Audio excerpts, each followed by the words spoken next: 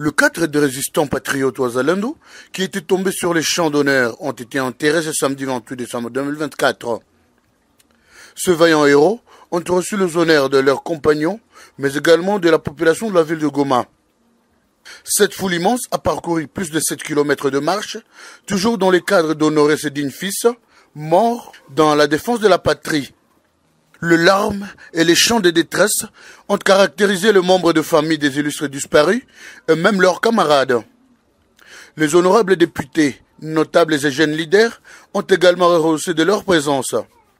Eric Bonapoua Mumbere, député élu de la ville de Goma et du territoire de Nyiragongo, présent à cette cérémonie, a profité pour appeler d'autres jeunes à emboîter les pas de ceux qui sont morts tête haute.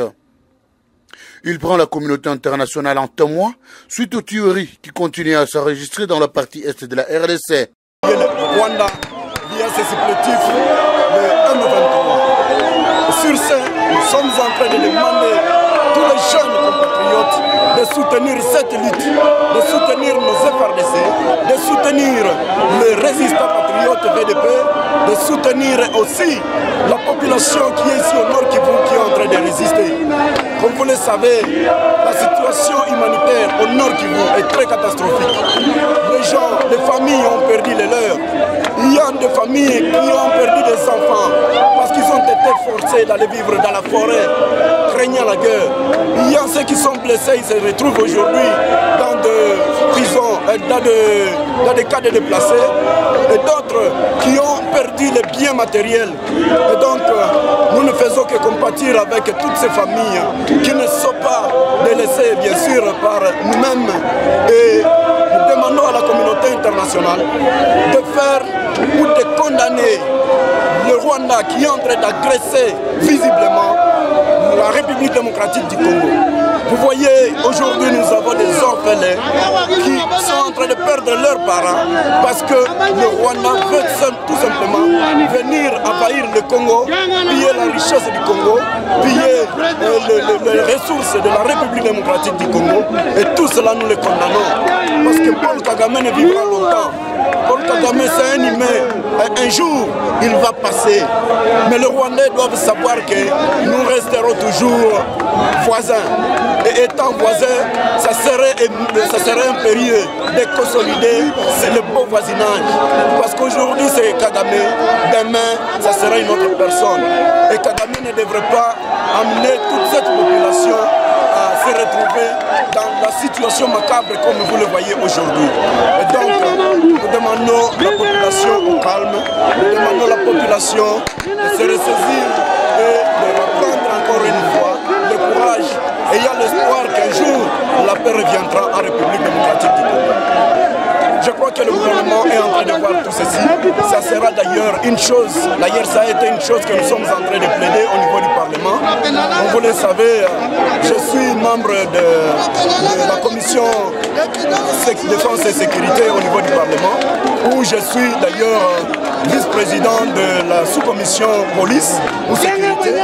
Et donc nous continuerons à plaider que les enfants, des orphelins, des personnes qui sont tombées parce qu'ils étaient en train de faire la lutte pour défendre l'intégrité territoriale, je crois que ça sera aussi un sujet que nous amènerons au sein de l'émission pour la prise en charge des orphelins, des personnes qui ont défendu notre pays. De son côté, Stéphane Kakule Maté, jeune notable de la ville de Goma, estime que la mort de ce vaillant devait réconforter et encourager d'autres jeunes qui restent. Ces jeunes qui viennent, que nous venons d'enterrer aujourd'hui, ils ont laissé leurs familles, leurs enfants pour aller se battre pour notre pays. Et ça doit nous interpeller, nous en tant que jeunesse, pour que nous puissions aussi nous prendre à charge. Parce que je l'ai toujours dit que personne ne viendra nous aider, personne ne viendra combattre pour nous. Nous devons nous prendre à charge. Il est temps que nous puissions prendre ces fardeaux. Nous avons assisté aux négociations qui s'est passées à Luanda. Je crois que nous sommes désolés parce qu'il n'y a pas eu de solution. Je crois que notre gouvernement doit prendre de grandes décisions. Il doit donner l'ordre au FARDC pour combattre. Et nous, la population, nous disons que nous sommes derrière nos FARDC. Nous appelons toute la jeunesse de se mobiliser pour se rallier dans les Ouazalendo pour accompagner nos FARDC et nous croyons qu'un jour nous allons respirer l'air de la paix. Aujourd'hui, ils viennent de partir, mais cela ne nous décourage pas. Ça nous donne plutôt de la force parce qu'un jour, nous devons nous mettre à tête que nous devons venger nos morts. Parce que ce qui se passe aujourd'hui, c'est une grande désolation dans leur famille, mais ça nous interpelle et ça nous donne le courage. Je crois que nous n'allons pas abandonner, nous mobilisons toute la jeunesse pour que nous puissions un jour respirer la paix.